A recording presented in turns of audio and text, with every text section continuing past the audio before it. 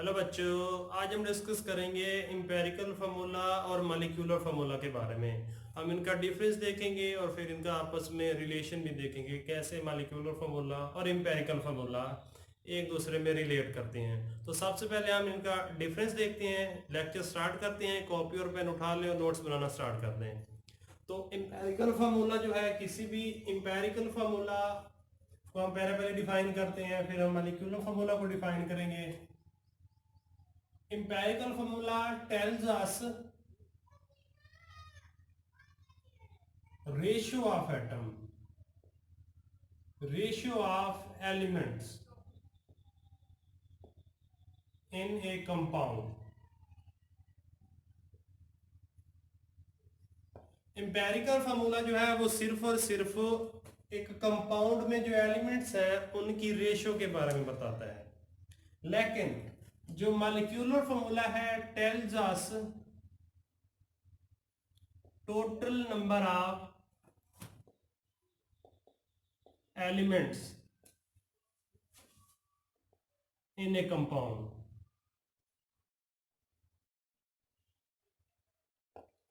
जो molecular formula है वो हमें बताता है कि एक कंपाउंड में टोटल कितने एलिमेंट हैं, ये हमें बताता है मॉलिक्यूलर फार्मूला।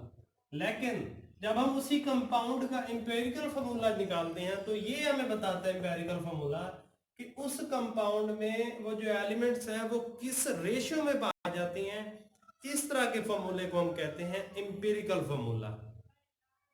अब देखते हैं हम, फॉर एग्जाम्पल अगर हम एग्जाम्पल की बात करें, बेंजीन के अगर हम एग्जांपल लें तो बेंजीन का जो एम्पेरिकल फार्मूला है वो है CH, लेकिन बेंजीन का जो मॉलिक्यूलर फार्मूला है वो है C6H6।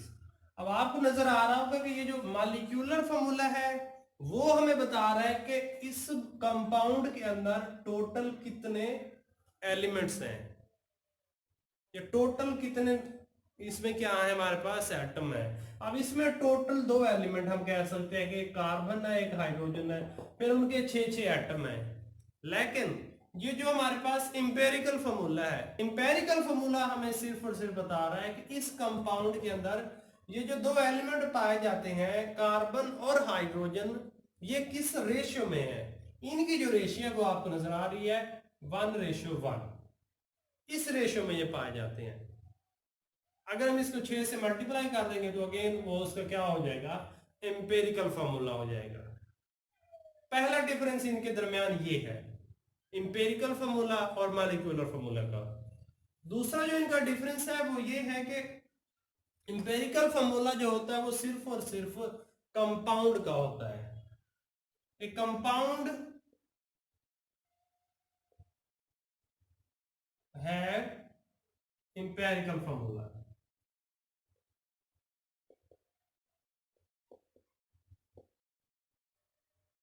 कंपाउंड का क्या होता है, सिर्फ और सिर्फ इंपेरिकल फार्मूला होता है। लेकिन अगर हम इस मॉलिक्यूलर फार्मूला की बात करें तो ये क्या होता है, कंपाउंड का भी होता है, ये मॉलिक्यूल का भी होता है सिंपल, और ये क्या होता है, एक एलिमेंट का भी होता है। ये है मॉलिक्यूलर फार्मूला कि जो इंपेरिकल फार्मूला होता है वो सिर्फ और सिर्फ कंपाउंड का होता है, लेकिन ये जो मॉलिक्यूलर फार्मूला है वो सिर्फ और सिर्फ एक मॉलिक्यूलर फार्मूला कंपाउंड का भी होता है, मॉलिक्यूल का भी होता है, एलिमेंट का भी हो सकता है। ये इनके दरमियान था दूसरा डिफरेंस। इनका जो तीसरा डिफरेंस है वो ये है कि जो इंपेरिकल फार्मूला है वो हम फाइंड करते हैं बाय रेशियो ऑफ एटम। या हम इसे कह सकते हैं कि जो इंपेरिकल फार्मूला है वो हम किसी एलिमेंट की परसेंटेज को फाइंड करके हम उस कंपाउंड का इंपेरिकल फार्मूला फाइंड कर सकते हैं। ये हम लिख सकते हैं कि can be calculated by finding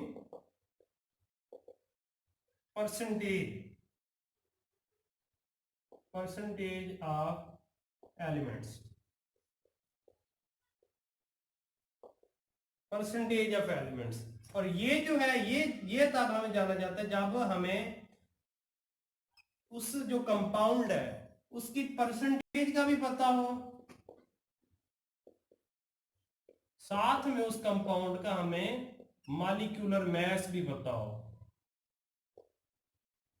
molecular mass कह सकते हैं, वैसे फार्मूला मास भी कह सकते हैं, मॉलिक्यूलर मास भी कह सकते हैं या फार्मूला मास भी कह सकते हैं। अगर हम इनको फाइंड करना चाहें मॉलिक्यूलर फार्मूला या एम्पेरिकल फार्मूला को, तो जो एम्पेरिकल फार्मूला है वो तब हमें हासिल होगा जब हमें पता होगा कि कोई भी कंपाउंड है, फॉर एग्जांपल हमारे पास कंपाउंड है A3B6, A3B6 ये हमारे पास एक कंपाउंड है। अब हमने चेक करना है कि इसका एम्पेरिकल फार्मूला क्या है। तो इसका एम्पेरिकल फार्मूला फाइंड करने के लिए हमें सबसे पहले ये जानना जरूरी है कि इसमें ये जो एलिमेंट है इनकी रेशियो क्या है, इनकी परसेंटेज क्या है, ये किस परसेंटेज में पाए जाते हैं। जब हम परसेंटेज फाइंड कर लेंगे तब हमें पता लग जाएगा कि इस कंपाउंड का जो एम्पिरिकल फार्मूला है वो क्या है। लेकिन अगर हम मॉलिक्यूलर फार्मूला फाइंड करना चाहें किसी भी कंपाउंड का या मॉलिक्यूल का, तो उसके लिए हमें एलिमेंट्स की परसेंटेज का होना भी लाजमी है, या हम सिंपली यहाँ पे कह सकते हैं उसका एम्पिरिकल फार्मूला का होना लाजमी है। एम्पिरिकल फार्मूला का पता हो हमें, और साथ में उस कंपाउंड का जो मॉलिक्यूलर मास या उसे हम फार्मूला मास कह सकते हैं उसका भी पता हो, तो हम इन दोनों को मिला के कैलकुलेट करके हम उसका मॉलिक्यूलर फार्मूला फाइंड कर सकते हैं। ये तीसरा डिफरेंस था। इसके बाद और भी डिफरेंस है, हम चौथा डिफरेंस देखते हैं।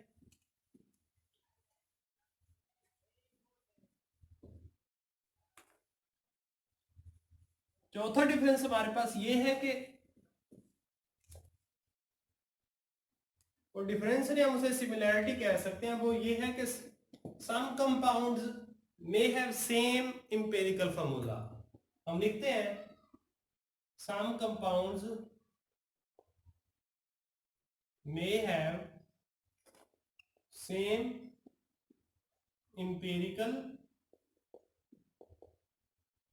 फार्मूला। कुछ ऐसे कंपाउंड हमारे पास हो सकते हैं जिनका जो एम्पिरिकल फार्मूला है वो सेम हो सकता है।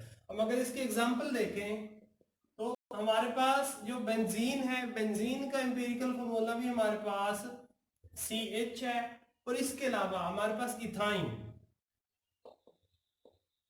इथाइन का भी जो एम्पिरिकल फार्मूला है वो CH है। और भी कंपाउंड हो सकते हैं, लेकिन ये है यहाँ पे कि बेंजीन और जो इथाइन है इनका एम्पिरिकल फार्मूला एक जैसा है। लेकिन अगर हम मॉलिक्यूलर फार्मूला की बात करें, अगर हम मॉलिक्यूलर फार्मूला की बात करें तो इसमें यह है कि कोई भी कंपाउंड,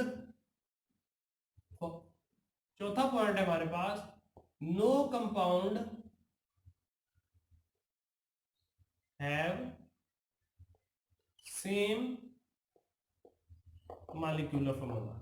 कोई भी ऐसा कंपाउंड नहीं है कि जिसका मॉलिक्यूलर फार्मूला सेम हो, हर कंपाउंड का अपना मॉलिक्यूलर फार्मूला है। फॉर एग्जांपल हमारे पास वाटर का मॉलिक्यूलर फार्मूला ये है, CO2 का मॉलिक्यूलर फार्मूला ये है, बेंजीन का मॉलिक्यूलर फार्मूला ये है। आप देख रहे हैं कि हर कंपाउंड का मॉलिक्यूलर फार्मूला एक अपना है, डिफरेंट है, पर्टिकुलर मॉलिक्यूलर फार्मूला है। लेकिन कुछ ऐसे कंपाउंड हैं कि जिनका मॉलिक्यूलर फार्मूला एक जैसा है, एम्पिरिकल फार्मूला एक जैसा है। पांचवा इसका जो डिफरेंस है वो ये है कि इसमें है कि कुछ ऐसे हमारे पास कंपाउंड हैं या मॉलिक्यूल हैं जिनका एम्पिरिकल फार्मूला और जो मॉलिक्यूलर फार्मूला है वो एक जैसा है। फॉर एग्जांपल अगर हम बात करें H2O की, H2O का ये एम्पिरिकल फार्मूला है और H2O का मॉलिक्यूलर फार्मूला भी यही है। CO2 का ये एम्पिरिकल फार्मूला है, CO2 का मॉलिक्यूलर फार्मूला भी यही है। CH4 हम कह सकते हैं, CH4 मीथेन, मीथेन का एम्पिरिकल फार्मूला भी यही है, मीथेन का मॉलिक्यूलर फार्मूला भी यही है। और भी काफी सारे हमारे पास कंपाउंड है कि जिनका एम्पिरिकल फार्मूला और जो मॉलिक्यूलर फार्मूला है वो एक जैसा हो सकता है। ये तो कुछ हमारे पास जो मेजर डिफरेंसेस थे एम्पिरिकल फार्मूला और मॉलिक्यूलर फार्मूला के दरमियान। अब हम देखते हैं कि इस इंपेरिकल फार्मूला और मॉलिक्यूलर फार्मूला जो है इनमें आपस में रिलेशन क्या है, वो कौन सा रिलेशन है जो इनको खास बनाता है। हम रिलेशन की तरफ जा रहे हैं कि इंपेरिकल फार्मूला और मॉलिक्यूलर फार्मूला के दरमियान रिलेशन क्या है। ये 2 नंबर के शॉर्ट के लिए काफी सारा इंपॉर्टेंट है कि what is the relation between empirical formula and molecular formula. ये इस तरह से भी आता है कि how molecular formula and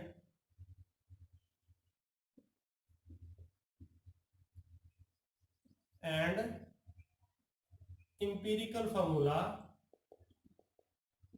are related। Molecular formula और एम्पिरिकल फार्मूला एक दूसरे के साथ कैसे रिलेट करते हैं, ये 2 नंबर का बहुत अहम शॉर्ट क्वेश्चन है।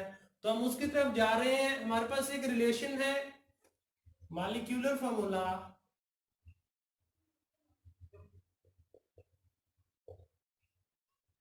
इक्वल है n इंटू इंपेरिकल फार्मूला के।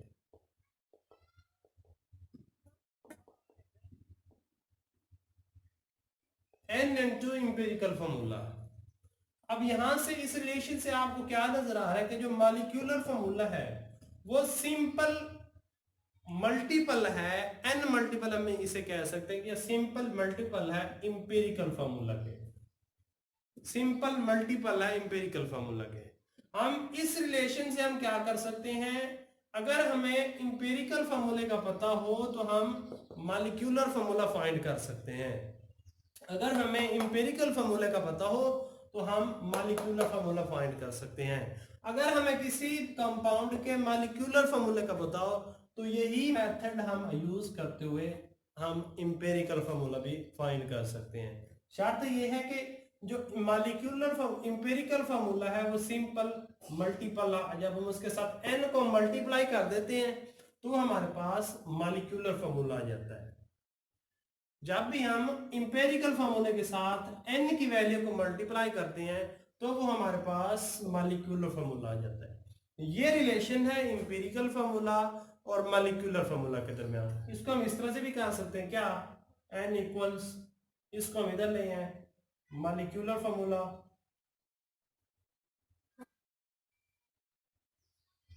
और इंपेरिकल फार्मूला।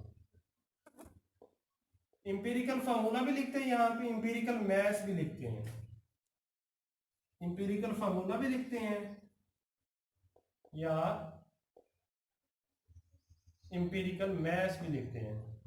इधर भी ऐसे मॉलिक्यूलर फार्मूला या मॉलिक्यूलर मैथ भी लिखते हैं। तो इस तरीके से भी हम क्या कर सकते हैं, इनको इस तरह से रिलेट करके हम प्रॉब्लम्स सॉल्व कर सकते हैं। जो भी इस कॉन्सेप्ट से रिलेटेड हमारे पास MCQs आते हैं या शॉर्ट क्वेश्चन आते हैं, इस तरह हम इनको फाइंड कर सकते हैं।